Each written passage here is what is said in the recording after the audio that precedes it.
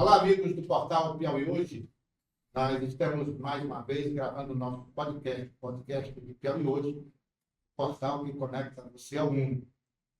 Nós estamos recebendo aqui a visita para entrevistar o professor, secretário estadual do Planejamento, o Washington Bonfim. Professor, tudo bem? Tudo bem, boa tarde. Estamos recebendo também aqui o Fernando Galvão, que é membro do Conselho Regional de Economia e também vai nos ajudar neste bate-papo aqui com o professor Washington Bonfim. E também temos aqui o nosso convidado especial, o professor Marcelino Pontes, que é sociólogo, e também vai nos ajudar a entender um pouco dessa questão que vamos debater aqui. Nós vamos tratar hoje de pleno emprego, o Brasil atingiu o pleno emprego. Nós vamos tratar de planejamento do Estado e de perspectiva de desenvolvimento para o futuro. E próximo, nós esperamos. Então, nós vamos conversar com o professor Washington Bonfim. Professor, boa tarde. Apresentação do professor. Quem é o Washington Bonfim? Eita. Eu sou professor da Universidade Federal, né? Tenho mestrado e doutorado em Ciência Política do Instituto Universitário de Pesquisa do Rio de Janeiro. Já fui secretário de Planejamento e de Educação da Prefeitura de Teresina, 2005-2010 Educação, 2013-17 Planejamento. E estou secretário de Planejamento do Estado desde o início do governo Rafael Fontes de janeiro de 2023. Professor, pleno emprego. O que significa isso? Como é que as pessoas percebem? Na realidade, significa uma situação em que, como o Fernando que sabe, o Exército Industrial de Reserva diminui o suficiente para que os trabalhadores tenham ganhos, né, de renda maiores, né, do que numa situação que é a situação normal, que você tem um conjunto de pessoas desempregadas que, de alguma forma, né, pressiona o volume de a massa salarial do país e do Estado para baixo. No caso brasileiro, a gente está bem próximo disso, né? 6,6 é o menor nível, acho que vários anos. De 2012 para cá. Mais de uma década. E tem, para além disso, que eu acho que é uma coisa importante, estava lendo um dado essa semana, o volume, vai dizendo, a expansão da rede de proteção social, né, do Estado brasileiro, chamado de Estado de Bem-Estar brasileiro, ela se ampliou muito. Né? Então, na realidade, talvez você esteja vivendo uma situação que nunca tenha vivido. Você tem carteira assinada crescendo. Piauí, por exemplo, hoje, exatamente nesse mês de outubro, com dados ainda de final de agosto, né? É o segundo maior estoque de aumento de carteiras assinadas do Nordeste, está entre os 10 do país. O ano passado, esse rendimento já foi realmente, a nossa performance na criação de empregos de carteira assinada foi muito forte. Pra você ter uma ideia, a meta do governo Rafael Fontes é criar 80 mil oportunidades de emprego e renda nos 4 anos. Nós fizemos um relatório do governador agora, no final de agosto, a gente tinha mais de 50% dessa meta alcançada. Obviamente que você tem aí, a gente contabiliza o CAGED, ou seja, carteira assinada, concursos públicos que também estão no CAGED de alguma forma, e algo que é importante da mudança das relações de trabalho hoje no Brasil, que são os MEIs, né? Tem várias profissões hoje que você não vê mais com carteira assinada. Infelizmente, jornalista é uma delas, né? Mesmo advogados, né? Médicos e outras profissões, o cabeleireiro, manicure, outras profissões. Não tem carteira assinada, mas de alguma forma contribui. Mas, na realidade, como tem a MEI, tem o recolhimento, participa da economia formal. Esse aqui é o ponto. Então, a gente alcançou mais de 40 mil dessas oportunidades de emprego em 1 ano e meio, um pouco mais de 1 ano e meio de governo. Isso mostra, né, não só o desempenho do Piauí, mas o desempenho do próprio país como um todo. Eu queria dizer que aqui nós estamos no bate-papo, certo? Esse bate-papo aqui, quando os nossos convidados quiserem interferir, fazer uma pergunta, fiquem à vontade. Eu sou só o mediador, o doutor Fernando, que é economista. Fernando, se apresente aí para os nossos telespectadores, né? Nossos internautas. Eu sou economista formado pela Universidade Federal do Piauí. E de lá para cá já vão 18 anos trabalhando com jornalismo econômico, trabalhando a pauta econômica, seja escrevendo para portais, TVs, rádios. Sou apaixonado por rádio e o podcast se aproxima muito do formato de rádio. É muito bom por isso. E sou professor da rede privada superior nesse tempo todo também. Eu tive a oportunidade de, por 2 anos, ser gerente de estudos e pesquisas econômicas lá na CEPLAN, CEPRO. E hoje estou trabalhando com mediação tecnológica. Então, a gente dá aula com um estúdio, uma câmera, e a aula é transmitida para os alunos da rede estadual de ensino. E aí, Brandão, eu trouxe até, a gente está falando aqui de pleno emprego. Tem um gráfico aqui que ele retrata bem, ele está bem atualizado e é essa perspectiva. Nós estamos em 6,6% de taxa de desocupação. É muito baixo para a economia brasileira. Quando cai a taxa de desemprego desse jeito, você tem, como o mestre Washington estava falando, você tem uma ampliação do rendimento médio do trabalhador, né, no Brasil. Você tem melhores condições de negociações salariais por parte dos trabalhadores. Nesse sentido, isso acaba contribuindo para elevar aí o rendimento médio.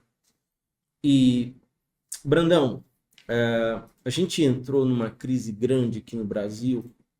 Para entender o momento atual, sim, é importante voltar um pouquinho no tempo. E em 2015, 2016, a gente entrou numa bruta recessão econômica.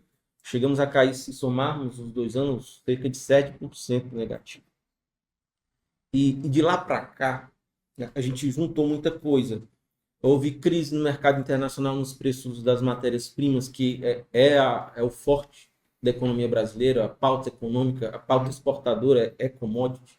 Quando os preços caem, o Brasil vai ser comprometido economicamente. Toda a América Latina ela passa por esse problema.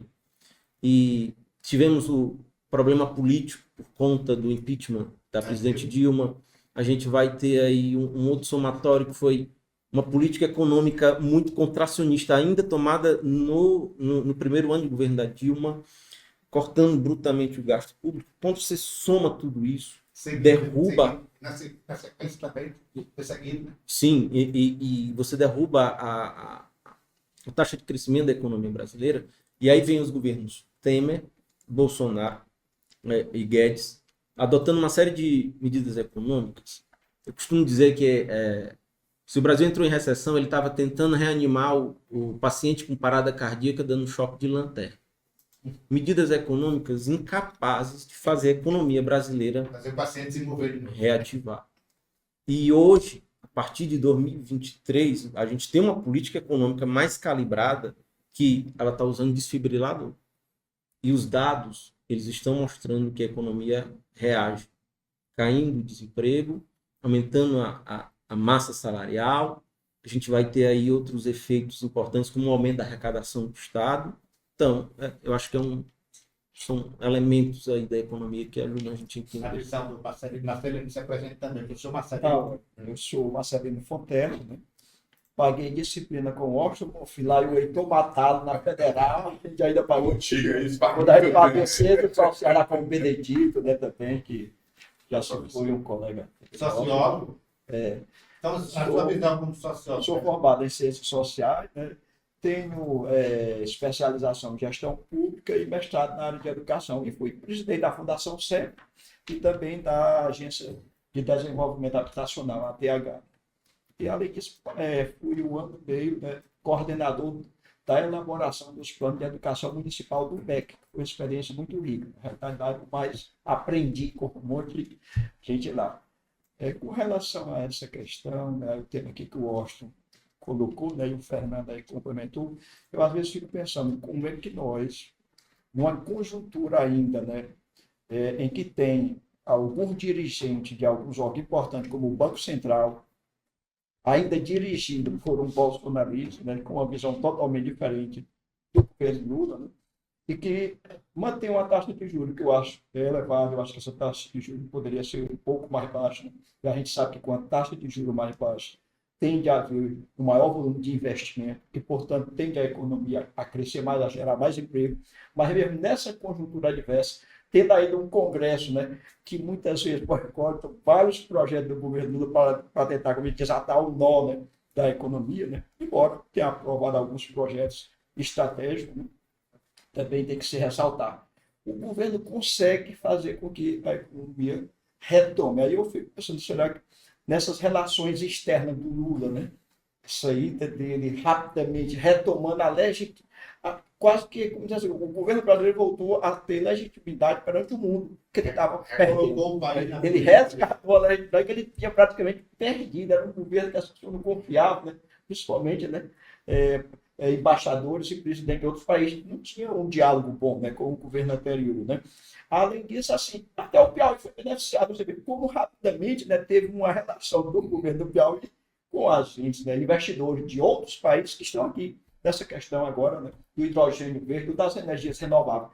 Então, assim, cria um clima, só você mudar a mentalidade, criar uma expectativa positiva, né, já é muito importante. Mas, além disso, vieram mais recursos, de fato, aumentaram os investimentos externos no Brasil. E, além disso, o governo Lula retomou, né, um conjunto de obras, né, em vários estados, né, teve capacidade de retomar rapidamente isso aí, mesmo com o orçamento, como eu digo assim, engessado, né, mas ele foi, como assim, forçando ali, né, aumentou o salário mínimo acima da inflação, né, isso aumenta o consumo, porque tem também os aposentados, cria um impacto no consumo, então, né, a indústria, né, diversos produtores de bens e serviços também, né, ficam aquecidos, né, sabendo que vai ter consumo. O governo aumentou o crédito para o pequeno, para o médio, para o grande. Né? O governo criou aquele Desenrola Brasil, que ajudou um monte de gente a voltar a ser adimplente e, portanto, a voltar a investir, a ser um consumidor. Então, acho que teve vários fatores, não foi só esse, mas que contribuíram, né, para ajudar a aumentar o emprego, né? Aumentar então a demanda por mão de obra, e com isso, né, eu não tenho cidade assim, vocês poderiam precisar, né, mas eu ouvi uma vez o presidente Lula colocando como algo, não sei se era 73% ou 76%, né, de categorias que tiveram reajuste, né, com aumento real. Então isso mostra de fato, né, quando o emprego aumenta bastante, né, que a massa salarial tende a ter ganhos reais. Ao contrário, quando o desemprego é muito grande, a massa salarial tende a ser realmente como o Osho já colocou. Né? Agora tem uma questão interessante para a gente colocar, e ela é bem da área da sociologia e economia. É que numa economia do jeito que a brasileira está, você vai ver movimentos dentro do setor econômico querendo abortar esse ciclo de crescimento. Porque este cenário ele não é desejável para parte do capitalismo brasileiro. Porque isso melhora a capacidade de barganha que os trabalhadores têm em termos de reajuste. E isso, você pensa assim, o mercado tá aquecido e isso vai gerar mais margem e crescimento da economia. Só dizer, o presidente do Banco Central chegou a dizer que não era bom essa questão de aumentar o emprego, porque poderia ter um efeito colateral. Tem um livro que tem alguns economistas que dizem não, que o emprego não é bom para o Brasil, porque atrapalha a inflação. O professor Costa tem essa mesma visão? Segue essa mesma visão que o Fernando está levantando? Assim, eu não consigo fazer uma análise econômica tão apurada assim, mas eu tenho algumas, sei lá, reflexões. A primeira, a gente está num momento diferente da economia mundial, e é interessante porque, na realidade, você tem guerras importantes que mexem na relação de preços também importantes da economia, energia, petróleo e tal, né? Aquilo que até hoje acontece na região lá, Rússia, Ucrânia, tem uma influência grande, inclusive sobre oportunidades de investimento aqui no Brasil. O hidrogênio verde, de uma certa maneira, vem em função disso, da crise energética relacionada à guerra e, obviamente, também por conta da questão da necessidade de mudança da matriz econômica europeia relacionada à mudança climática. Mais do que matriz econômica, matriz energética. Tem um efeito também dessa economia, digamos, ligada à informática, à tecnologia. Hoje você tem uma super demanda, que isso foi acelerado pela pandemia. Você tem uma super demanda de profissionais nessa área de tecnologia, e essa demanda não só não vai diminuir, como ela tem aumentado, pressionada pela questão da inteligência artificial, né? E você tem terceiro fator que eu acho que tem muita relação com isso, que é o fato da necessidade que você tem de mudar a matriz energética do próprio Brasil. Ela já é bastante limpa. Por exemplo, a grande vantagem competitiva do Piauí em relação a outros locais do Brasil, em relação, por exemplo, ao hidrogênio verde, é a nossa matriz energética. Primeiro, a gente produz muito mais do que consome. A gente produz 6 GB e vai terminar o ano produzindo praticamente 6,5 GB e não consome sequer 2, tá na faixa de 1,5 por aí. Então a gente é exportador líquido de energia. Isso abre espaço para, né, essa questão de você ter uma economia mais verde no Estado. E eu acho que isso está acontecendo com o Brasil como um todo, né? A gente olha muito para os setores tradicionais, especialmente o agro e tal, mas o agro tem sim um papel importante, inclusive na balança comercial, mas ele é cada dia mais tecnológico, né? Pode não ser ambientalmente correto, mas tecnológico é.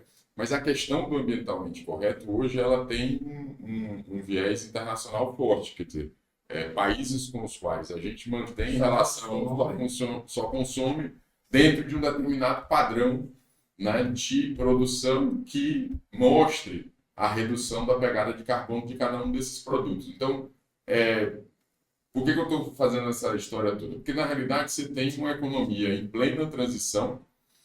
Os setores industriais eles estão mais pressionados no sentido negativo, né? O setor de comércio está pressionado num sentido positivo, especialmente a área de tecnologia, e a gente tem uma oportunidade grande relacionada a essa questão da mudança econômica forçada pela mudança climática.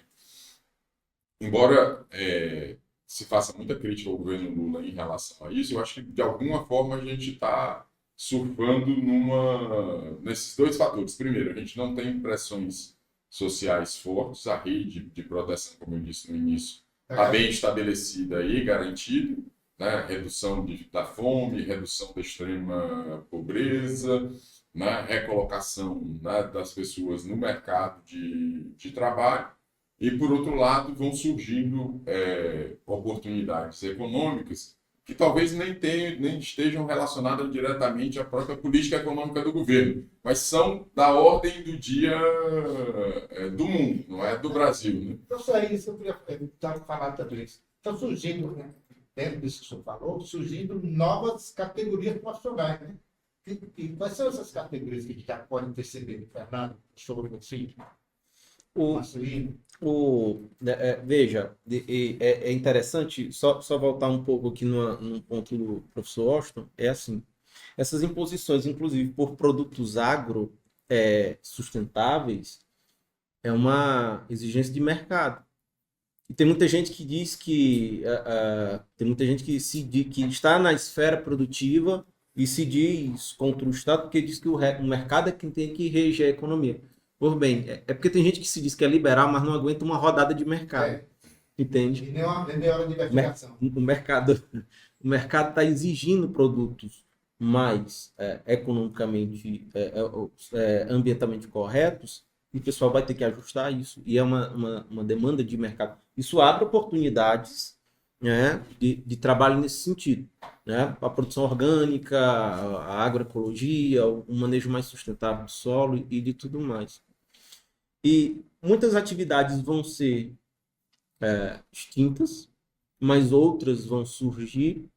Tem pesquisas que apontam que cerca de 70% dos empregos do futuro eles ainda nem foram criados, né? Então, assim, mas isso, de certa forma, vai exigir manejo da tecnologia, uma qualificação mais apurada e a gente precisa dar conta de oferecer essas oportunidades econômicas e sociais para que as pessoas consigam fazer essa transição, porque a pandemia já mostrou isso. Na pandemia, quando a economia faz o distanciamento social e o fechamento parcial dos mercados, e parte das empresas vão ter que dar um jeito de fazer a adaptação para operar também digitalmente, muitas empresas quebraram nesse sentido, muita gente perdeu o emprego. Então, a gente precisa continuar nessa agenda de o mercado precisa estar preparado, e as pessoas, as famílias, as pessoas, as empresas e o governo para essa transição de intenção Eu vejo avanço assim, tecnológico. falou aí na pandemia, né? Durante a pandemia, a gente foi obrigado, eu trabalho na área de ensino, né, no Instituto Federal, a gente foi obrigado a usar as tecnologias, lá já existia o sistema de educação à distância, né? A gente usou o sistema lá para poder dar aula. E isso a gente percebe que houve um aumento, inclusive em termos de oferta. Hoje a Universidade Federal está oferecendo um vestibular EAD, né? Para 4 mil vagas, né? Então, isso aí demonstra que essa questão parece que veio para ficar. E ela tende a crescer. Você vê que as faculdades particulares, tá assim, se alastrou. É uma epidemia, assim, se alastrou. Então, essa questão do trabalho à distância, né, do trabalhador que trabalha à distância, ele está nisso aí, por exemplo, do judiciário. Eu tenho um filho que trabalha no setor judiciário. Ela passa a maior parte do tempo trabalhando em casa, né? Aí, às vezes, ela vai uma semana lá para ver alguma outra coisa, né, no mês, mas depois então, dá muita gente trabalhando, né? Então, está colocando isso. Então, essa questão da tecnologia, ela está também fazendo um rearranjo das relações de trabalho, né, no mundo, né? Eu só dei esse exemplo porque, concretamente, essa questão de comprar coisa na pandemia, você não podia muito sair, mas você comprava ali, levava. Então, aumentou muito a quantidade de pessoas que trabalham com o aplicativo para ir deixar encomenda, para buscar e deixar encomenda, para pegar passageiro, etc. Você nota que essa, em termos de categoria, é uma das que cresce muito. Aqui no Piauí, aqui em Teresina se fala em 12 mil, 13 mil pessoas que trabalham, né, com o aplicativo, seja o Uber, seja o moto taxista, né, etc. Então, assim, esse setor, e o setor da comunicação, seria agora a quantidade, esse setor está se multiplicando, porque tem uma diversidade de oferta de produto, de rede social. E a Né? demanda também, A questão da telemedicina, né, da telesaúde, né? Então, assim, são vários setores que, com essas novas tecnologias, né, estão produzindo novos tipos de serviços e novos arranjos do ponto de vista da organização das classes trabalhadoras ou da desorganização das classes trabalhadoras. Porque alguns estão se organizando mais, outros servem para desorganizar até se reestruturar novamente e conseguir um novo salto na organização. Mas, assim, é uma diversidade grande, né? Porque afeta todas as áreas, né? Essas novas tecnologias, elas afetam todas as áreas, né? E criam novas formas de organização sindical, de organização social, né? E nas categorias afeta os médicos, afeta os advogados, afeta os professores, praticamente todas as áreas tendem a ter cada vez mais uma interferência maior nas tecnologias. Por isso que a gente tem que saber. Né? E eu acho que o governo do Estado está muito bem, porque ele coloca já desde o ensino médico integrado, né, com formação na área, né, da informática, né, da comunicação. Né? Então, eu acho que isso aí é uma coisa muito importante, porque está nos preparando para algo que já está no presente, não é questão do futuro, é da agora. Lembrar só os nossos internautas aqui, nós estamos no podcast do piauihoje.com. Vá lá embaixo aí, toque no sininho para você não perder nenhum dos nossos vídeos. Já nós vamos falar aqui, vamos falar de Piauí, o emprego do Piauí, está aqui o secretário de Planejamento vai nos dizer. Entre outras coisas, O planejamento, como é que está entrando o planejamento nacional e local nessa questão de geração de emprego? Como é que está sendo feito o planejamento para esse mercado novo?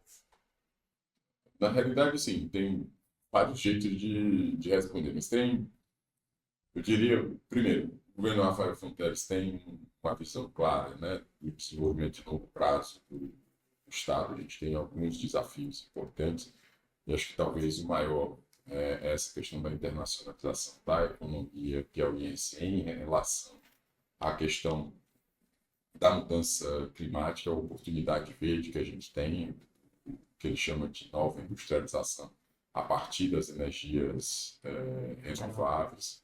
Isso é digamos assim, o horizonte de longo prazo. Para isso acontecer, você tem, obviamente, passos, né, que é o planejamento propriamente dito. Um grande projeto, né, estruturante é o intermodal do Vale do Parnaíba, e aí você tem a questão do anel rodoviário da soja na região dos municípios de Monte Azul, Uruçuí, Baixa Grande do Ribeiro, né, e sou outro. Floriano, né? Não, mais para baixo. Tem Ribeiro Gonçalves e Baixa Grande do Ribeiro. É isso. E aquela região é uma região hoje dinâmica do ponto de vista da produção. A gente escalou de maneira muito forte o tamanho da produção do Estado nas últimas 2 décadas, de uma maneira tal que... Na área do Mato Piba já é a que mais cresce, né? É a que mais cresce. Ainda não é a maior, porque você tem a região de Mato Grosso, que tem uma pujança muito maior, mas cujo desenvolvimento começou bem antes da nossa região. Eu falo em relação ao Mato Piba. Sim, sim. Aí, nesse caso, o ponto é a questão da verticalização da produção, que hoje a gente é só exportador e exportador do grão, não tem nenhum tipo de beneficiamento. Então, você tem a instalação de uma pedra fundamental de uma indústria de laticínios em Cristino Castro, que vai se beneficiar, né, de pequena produção de leite para a produção de laticínios, e aí tem a ver com ração e tal, por aí vai. E tem a atração de um grande frigorífico da região até do Mato Grosso, o Grupo Tomazini, que vai ficar sediado num polo industrial no município de Uruçuí. E tem a retomada do frigorífico Piauí, inclusive com apoio do governo do Estado, na mesma região. Então, nesse caso, a estratégia é você não só produzir o grão, mas como beneficiar de alguma forma esse grão, criando emprego na própria região. E isso está em pleno andamento. Eu citei 3 exemplos aqui que estão negociados e com planos de desenvolvimento privados, todos eles em andamento. Para além disso, você tem a questão do porto de Luiz Correia, né, e a própria, digamos assim, gestão política e técnica do governo para retomar a hidrovia do Parnaíba, para poder levar os grãos direto para o porto de Luiz Correia, para que finalmente a economia piauiense tenha uma saída para o mar. Hoje a gente depende fundamentalmente ou do Pecém ou de Itaqui, né? E Maranhão e Ceará. E tem a questão, né, que é bem alvissareira, do minério de ferro, não é para citar pouca coisa, né, do minério de ferro na região de Periperi, tá? Que tem uma jazida de potencial muito pronunciado e que já fez exportação, agora ainda na área, na fase de pesquisa, já fez exportação. O grupo Lion deu entrada na lavra definitiva no mês de julho. Então, isso abre espaço, por exemplo, junto com os empreendimentos de hidrogênio verde da ZPE, que esses têm uma maturação maior, vão até 2038. Mas abre espaço para você ter siderúrgica e ter outros produtos verdes a partir da energia criada aqui. Ferrovia, vai outros campos.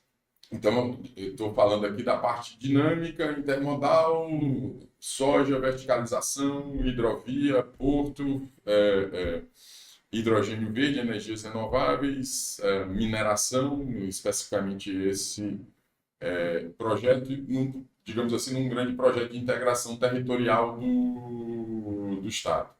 Você tem, por outro lado, né, para a economia mais, digamos assim, tradicional, um conjunto de operações de crédito com o Banco Interamericano, FIDA, né, que é o Fundo de Desenvolvimento para a Agricultura da ONU, e o Banco Mundial, né, relacionados diretamente à questão de mudança climática, resiliência climática, mas focados na agricultura familiar.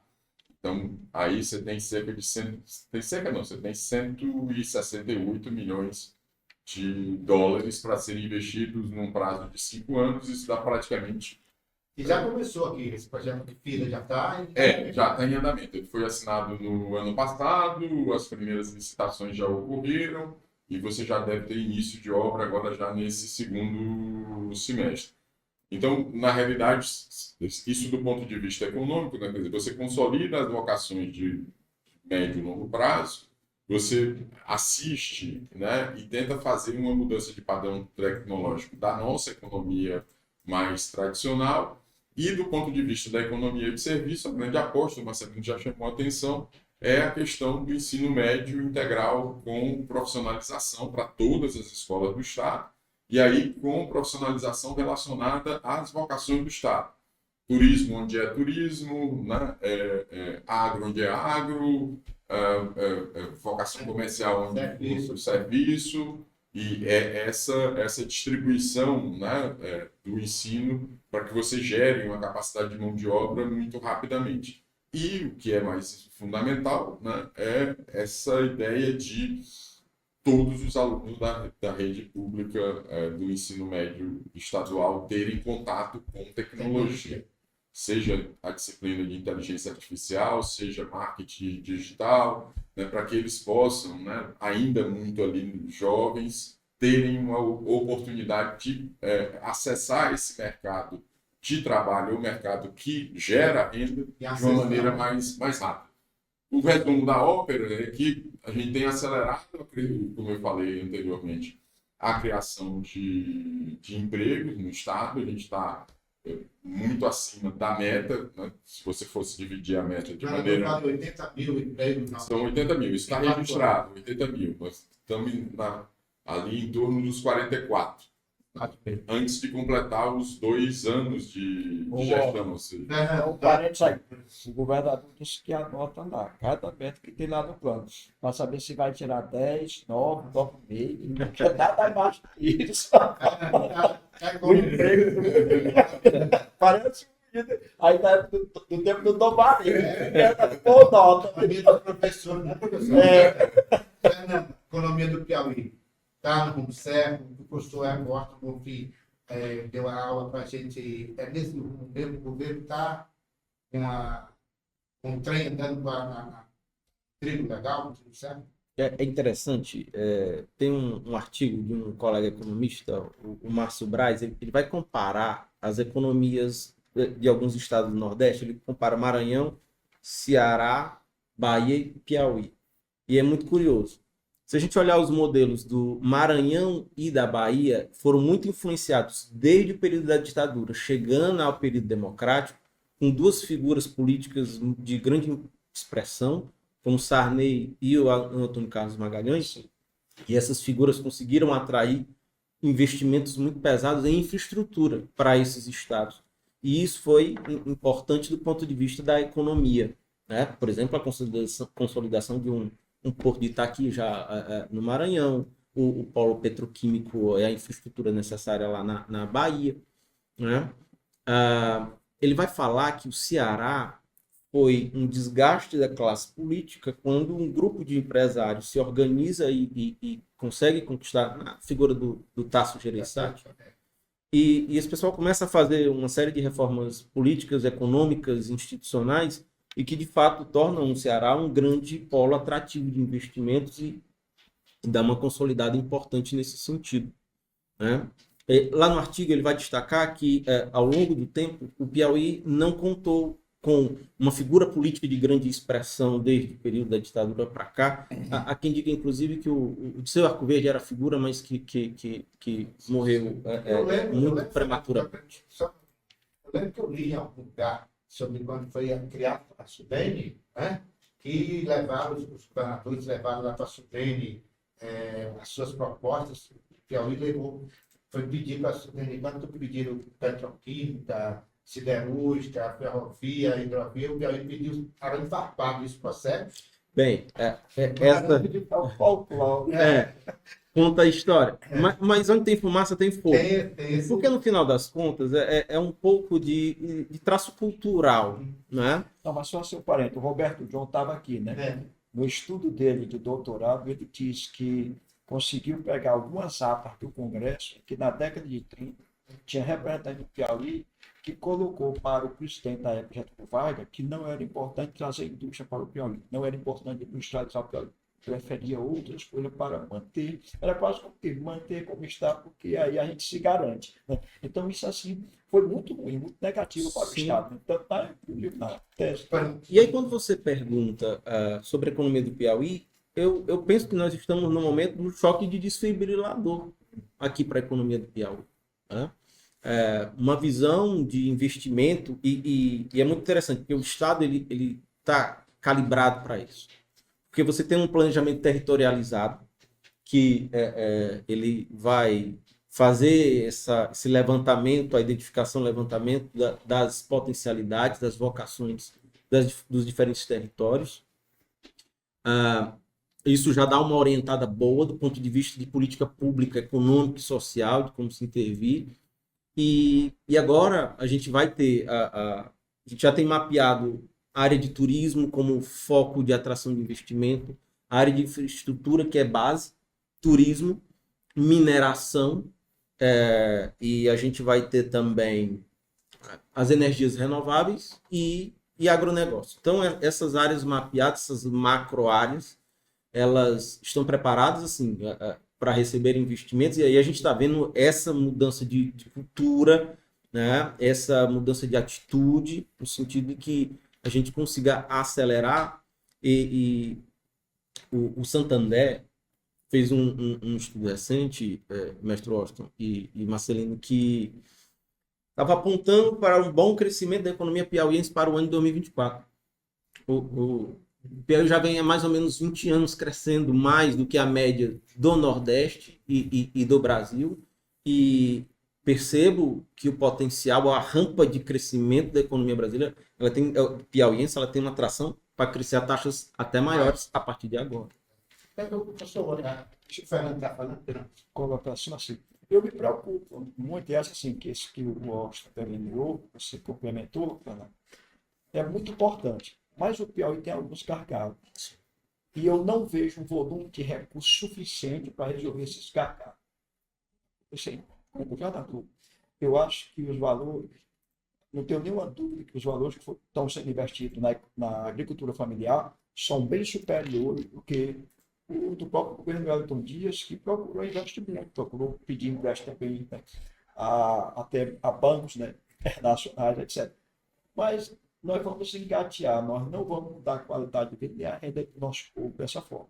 Sei que os investimentos em educação, essa universalização, pode contribuir, mas você passar de 300, 400 milhões para 900, 1 bilhão, e pensar que os investimentos em energia renovável podem beirar aos 100 bilhões, aos 100 bilhões, isso é insignificante para a agricultura familiar. Então, se você quer mudar, mais ou menos 700 mil pessoas que moram aí no campo, né, que é onde tem... Então, deve ser um investimento mais combinar isso com os 350, 400 mil analfabetos que tem aí. Você tem que mudar, ter investimento muito mais acelerado, muito mais amplo, muito mais volumoso, né, combinado com assistência técnica, com qualificação, para mudar essa realidade. Sob pena de a gente ter o setor de ponta da economia crescendo muito mais, e em vez de você reduzir a desigualdade com esse setor mais vulnerável, pode até aumentar a desigualdade. Então, eu acho que esse desenvolvimento, o governo tem essa preocupação, mas além da preocupação, tem que ter atitude que eu acho mais ousada em relação ao enfrentamento desses setores mais vulneráveis. Eu coloco mais uma coisa na mesa aqui, a partir da sua observação. É que na agricultura familiar tem segmentos que não tem vocação para se voltar para o mercado. E que é preciso a gente olhar a política agrícola olhando para o agro, olhando para a agricultura familiar, mas entendendo que tem uma parte muito expressiva que a vocação é para a autoprodução e autoconsumo. É a subsistência. E que não adianta você direcionar linhas de crédito, política, para a pessoa entrar no mercado para comercializar, porque ela não está preparada para isso. E ela tem que ter essa preparação. Tem que ter, mas o que eu estou colocando é que, culturalmente, é importante que a gente olhe para essa questão, observando que tem gente que, na agricultura familiar, ela não vai se inserir no mercado. E que a gente tem que ter política orientada. Só um parênteses, eu dei aula no Instituto Federal de Oeiras. Lá tinha as turmas, né? Um técnico em agricultura. E depois foi criado o curso superior lá no Instituto. Os filhos, né? Os agricultores diziam, meu pai não aceita a mudança da forma que ele trabalha. Eu tenho que ter uma outra terra para poder usar o que eu aprendi aqui, porque ele não acredita e não adianta, eu não vou criar uma briga com ele. Aí chamava mesmo os pais, chamava reunião com os pais para conversar. Então é uma dificuldade. Eu sei que é muito difícil você mudar a mentalidade. Tem medo de ter acesso ao crédito, tem medo das novas tecnologias, tem medo do trabalho cooperativo mais ousado para entrar no mercado. Fica mais na agricultura de subsistência, Sim. infelizmente. Então, essa visão ela tem que tentar, através da formação, através de capacitação, etc., né, e das novas tecnologias, é preciso você tentar interferir nisso, senão não muda. Ao tempo que ela também contribui para a segurança alimentar da região. Senhor Educação, só para o meu comercial também. Você está no Piauí hoje muito bem, tá? A educação faz jornalismo de verdade. Clique aí, dê o seu like, curta nossos vídeos, né? Acompanhe a gente nas nossas redes sociais. Passando aqui um outro assunto, porque me veio aqui à memória, o Fernando falou do assunto. Só assim, antes de tirar isso aqui, por exemplo, eu tenho visto que a cadeia do mel no Piauí, que atinge esses pequenos, ela está aí competindo para ser o primeiro do Brasil, né? E ela tem algo assim, é uma vocação que está chegando no quilombola, está chegando na comunidade indígena, por exemplo, lá em São Francisco, né? Ao lado ali de Pedro II, né? Lagoa de São Francisco, o Instituto, os professores do IF estão fazendo curso e estão desenvolvendo mais o potencial, né, por exemplo, da tribo lá do Cacique Henrique, lá da Lagoa de São Francisco. E eles estão desenvolvendo e aumentando muito significativamente. Então, eu queria ver também, eu acho como é que ele vê nesses pequenos tipos de produção, né, em que, em alguns casos, eles têm dificuldade de vender o mel, porque não tem a certificação, e eu acho que o governo do Estado tinha que entrar mais forte nessa questão da certificação, seja em parceria com o Instituto Federal, criando os equipamentos, né, seja fazendo um convênio com o Ministério que autoriza isso, para ter uma parceria, e ser via Ministério, mas ter os equipamentos aqui, poder ter esse monitoramento, essa regulamentação nacional. Mas eu sei que não dá para ficar como está. É como também a cajuína, né? A cajuína tem um monte de gente que falou, aí eu queria ver a sua opinião. Está muito cuidando a Selicarruba também, né? Pois é. Professor, você falou muito aqui de economia, mas uma coisa que foi muito negligenciada. O Estado foi sempre... Eu me lembro, o primeiro cara que falou no Piauí em planejamento de governo foi o Freitas. Hoje, isso é passado mesmo, nós temos uma perspectiva de como funcionar no planejamento, não se faz nada sem planejar, porque era só uma boa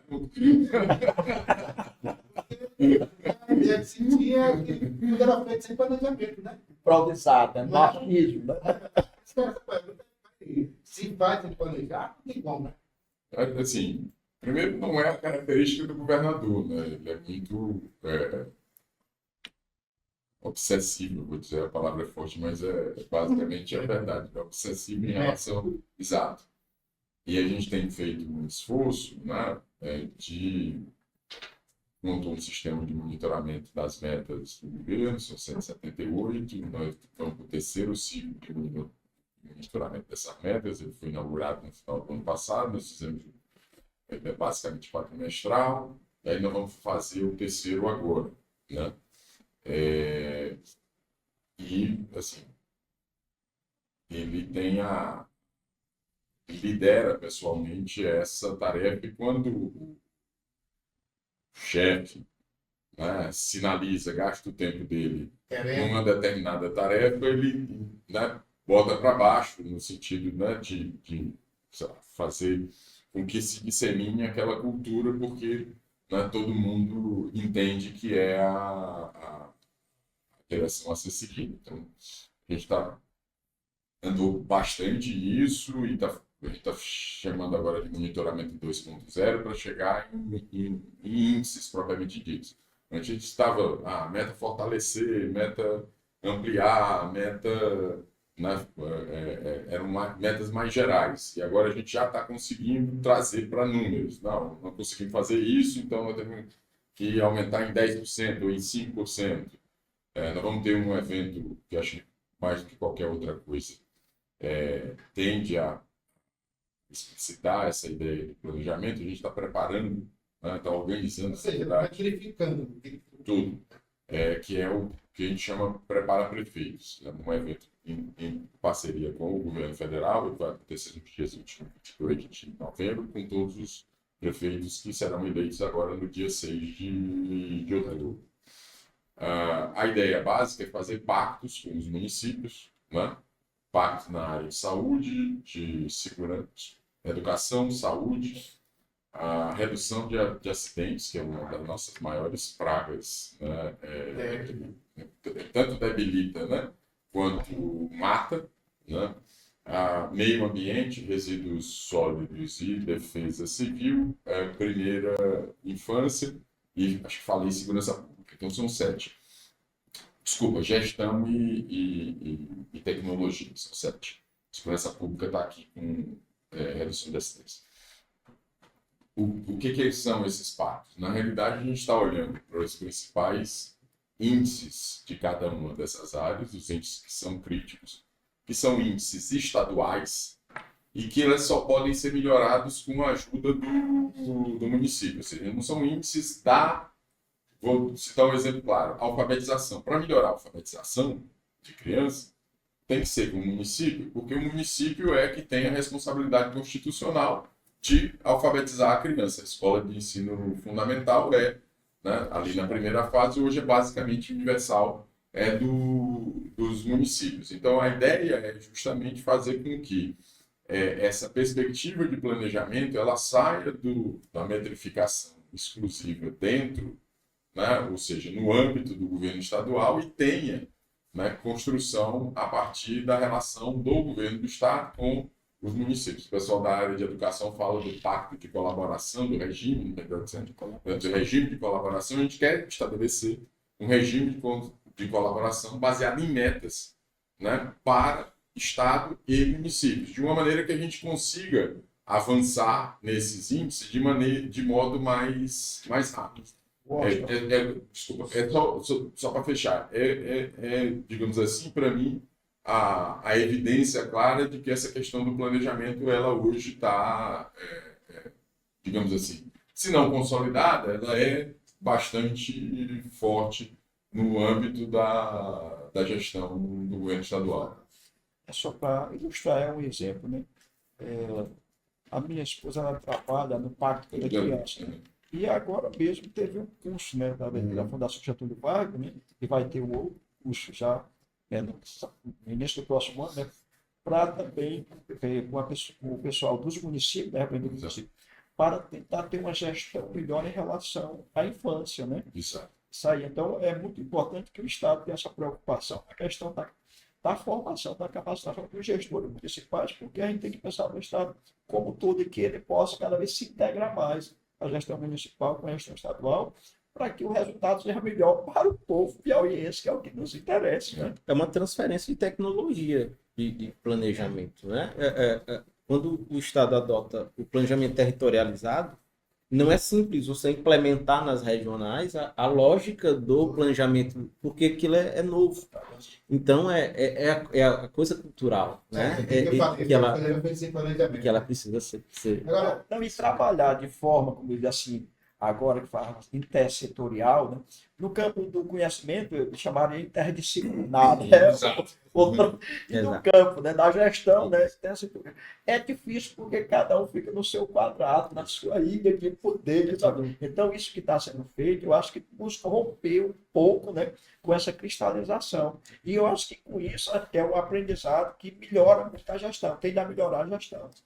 Nós estamos encaminhando aqui já para o final do nosso bate-papo, mas a gente não pode perder a oportunidade de estar aqui com o professor Washington Fim, secretário de Planejamento, e falar do OPA. Ah, Deu certo? OPA! está dando. Opa! Eu não acho que assim, o Opa é uma grata surpresa. Faz parte dessa história que a gente estava conversando aqui. Virou modelo fora. Virou modelo. Faz parte dessa facilidade que a tecnologia traz para colocar as pessoas mais próximas do governo. A ideia é muito simples. Ferramenta de gestão. É você juntar as associações, elas dizerem o que querem, e essas associações, se têm realmente legitimidade, juntarem voto para alcançar o que querem. O que faltava? O jeito de votar de maneira mais rápida. E hoje você tem vários. Não vou falar o nome da empresa, porque depois, mas assim, ajuda muito aquela que tem um satélite lá em cima. Não, danado. Mas, assim, porque leva o sinal de internet em Peripiri, por exemplo, que foi o primeiro ano. Você tem um município extenso, você tem comunidades muito distantes da sede. E teve uma maciça contribuição das comunidades rurais em busca de benefícios, assim. Então, você une tecnologia de votação, você une tecnologia de comunicação, você une tecnologia de conectividade com uma ideia simples que é dar voz às comunidades, especialmente aquelas que mais precisam. E só pode acontecer por dois fatores. Esse primeiro, de tecnologia, obviamente, a questão da vontade do governador de fazer isso, a questão de ter os meios tecnológicos, né, que excedem o Estado, mas que proporcionam ao Estado a oportunidade, e ainda o desejo dele de cumprir. Acho que foi muito importante que a gente tenha votado no ano passado e agora já esteja, né, fazendo várias inaugurações. Isso dá credibilidade e faz com que, né, o governo do Estado reconheça a voz do cidadão entregando o benefício que ela lhe pediu. E a população também, né? A população, na hora que você faz, entrega, a população vai acreditar, senão não toca mais. Exatamente. O que eu acho sobre essa questão do, por exemplo, Teresina já teve o orçamento participativo, né? Mas quando, né, o que eu acho também importante nessa mudança do Rafael, é que ele coloca mais ou menos o volume de recursos que vai garantir aquelas obras. Então, o que é aprovado é mais ou menos dentro do orçamento que o Estado tem. Então, aquilo vai ser cumprido. Porque quando você faz um planejamento, a maior parte daquilo que a comunidade aprova não tem orçamento para cumprir, e você não cumpre, aí você começa a perder credibilidade. E aí desgasta, né, essa ideia da participação social, que é uma ideia muito importante, muito significativa em termos de governo, mas tem que ter o orçamento. Naquilo que for, como já selecionado, tem, senão se desgasta, né? Perspectiva de futuro boa no Piauí? E deixa eu aproveitar a história do OPA e colocar o outro ponto de vista. Eu sou seu vizinho, porque você está lá na Cacimba Velha e eu estou ali na Serra do Gavião. Então, nos grupos do WhatsApp, eu sou da Associação dos Moradores da Serra do Gavião, é uma movimentação grande do pessoal. Voto, inclusive, tinha assim... Fernando, quanto mais só um parênteses aí. Eu estive na Cacimba Velha e estive lá na Chapadinha. Eu acho que o OPA precisa ser aperfeiçoado para a zona rural sem ser proporcional à quantidade de habitantes para a zona urbana. Ele tem que ter um diferencial. Senão, a zona rural vai ser discriminada. Porque ela não é muito populosa como é o bairro. Né? Aí eu acho que eu discuti com isso quando eu cheguei lá na reunião. Não, mas aqui tem a quantidade de casos, nem que foda, como é que a gente vai fazer? Vamos buscar lá, eles não vão votar, vão votar na prova dele. Então tem que ter um diferencial para atender melhor a zona rural. Que é carente de infraestrutura. Obrigado pela parte do estoque.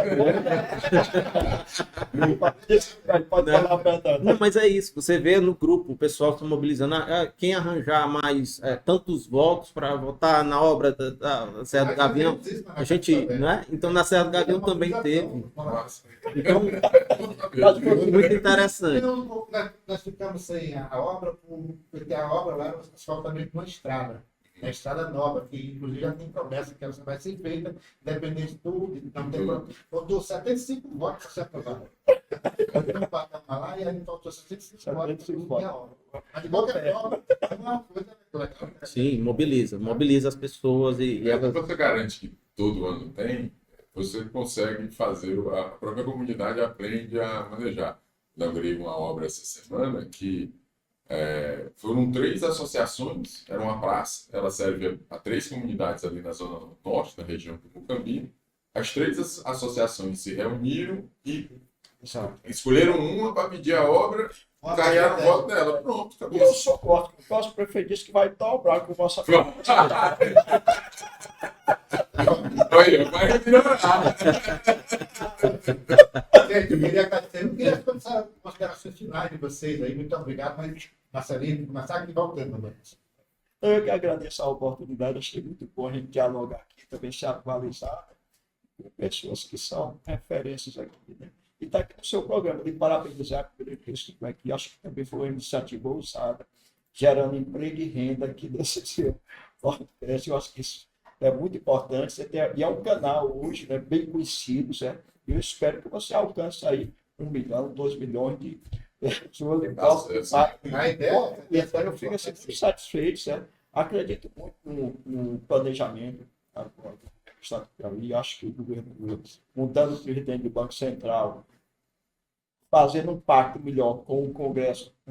Agora eu espero que o presidente da Câmara não vá para o Ministério, como estão tentando fazer para poder, né, mas ele precisa do negócio para poder aprovar melhor, né, a legislação que pode destravar, né, o desenvolvimento do Brasil. Já foi muito importante a questão da regulamentação das energias renováveis, né? Eu acho que inclusive para o governo do Estado do Piauí, certo? A questão da reforma tributária, uma mini reforma também é algo muito importante. Eu acho que isso aí contribui não só para o Sul-Sudeste, mas contribui também para o Nordeste. Eu acho que a gente está no caminho certo. E eu estava vendo um livro, um dicionário. Agora eu estou na dúvida se foi do Voltaire ou se foi do Pascal. Mas que ele dizia assim, pegando lá sobre as elites dirigentes, né? Ele dizia algo que, do ponto de vista, né, da visão marxista, não é algo que se leva em conta, mas do ponto de vista real, é algo. Ele dizia assim, que às vezes tem na história, né, alguns dirigentes, né, que se sobressaem, e que esses dirigentes são capazes de mudar, né, o perfil, né, ou contribuir de forma muito acelerada para uma dinâmica, né, que acaba mudando uma realidade local. E eu acho que aqui no Piauí, o Rafael, essa liderança, ele está aí buscando mudar isso aqui. Pode chegar até mais longe. Eu acho que a gente está bem.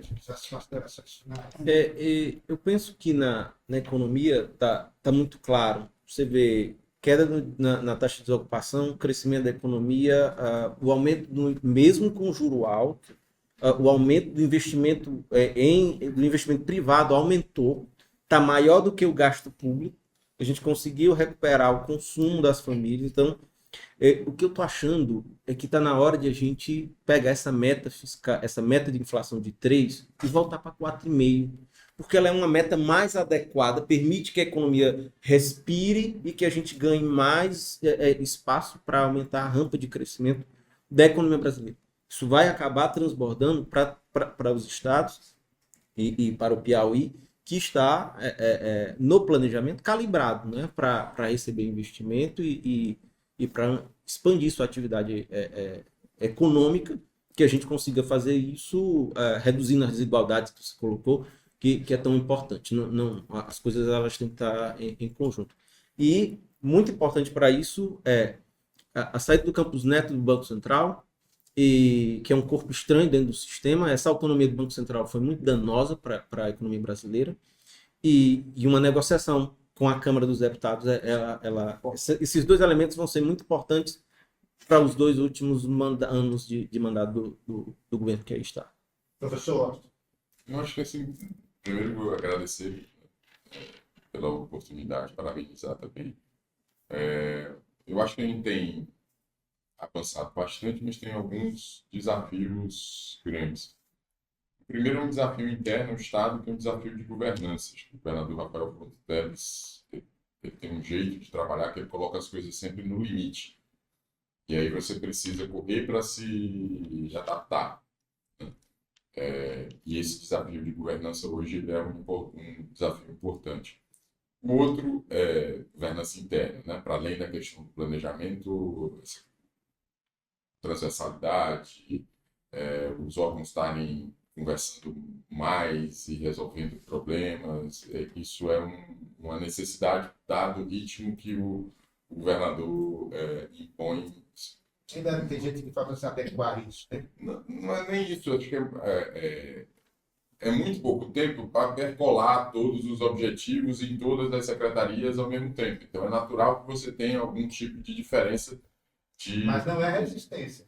Não. Eu acho que isso, até nos próprios índices de popularidade, de aprovação do governo, está claro que a população gosta do jeito. É um pouco você romper determinadas inércias que são típicas da administração pública. Isso não é um problema novo, mas ele também não pode deixar de ser tratado para não se tornar um problema grave.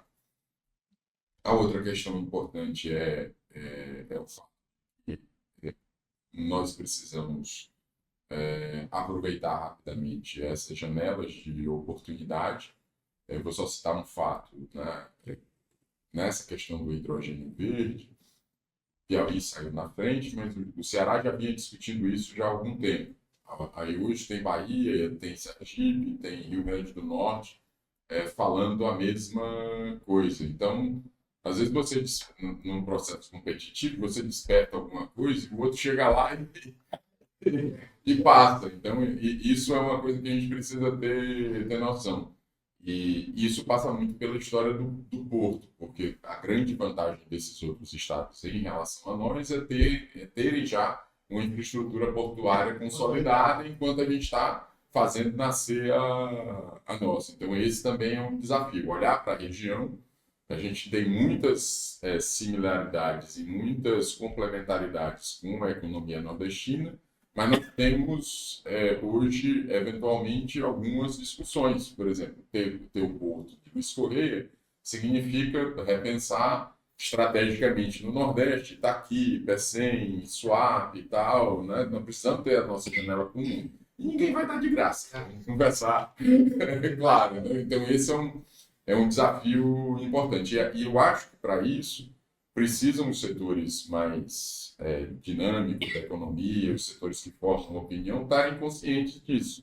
Nós não estamos tratando mais. Outro dia teve um evento e um ex-governador conversou comigo e disse, nós mudamos de patamar. Porque, assim, uma obra de asfalto, uma obra de calçamento, uma praça, você volta num ano e resolve no outro. Um porto, né? Uma estrutura de energia elétrica para produzir energia limpa, ela tem um período de maturação muito maior, né?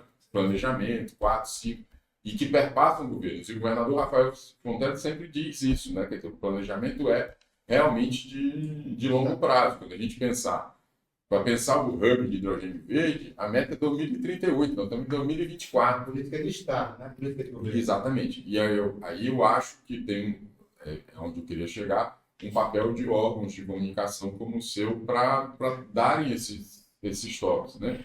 Da questão da governança, da questão do longo prazo, né? Da questão de focar, que é uma coisa que sempre na boca pequena a gente reclama, outras elites políticas, quando é o interesse do Estado, elas se unem. E a gente sempre reclama que nós estamos no momento de ter essa união, né? Porque existe efetivamente a oportunidade. Se a gente deixar passar essa daqui, as futuras gerações estão fora, né? E eu acho que aí o terceiro ponto é cuidar das contas públicas por conta da está num patamar de investimento muito grande, a gente tem um governador extremamente dinâmico, mas ainda a gente tem uma dependência muito grande do governo federal. Isso exige de cada um de nós, tem o problema da Previdência, né, que foi equacionado, o que nos permite hoje ter uma capacidade de endividamento, precisa a sociedade entender que essa capacidade de endividamento que a gente tem é o que faz com que a gente acelere. Se a gente ficar no patamar de gastar só o que arrecada, nós vamos ficar onde estamos o resto da vida, né? Qualquer empresa, qualquer indivíduo. Como é que você compra a sua casa?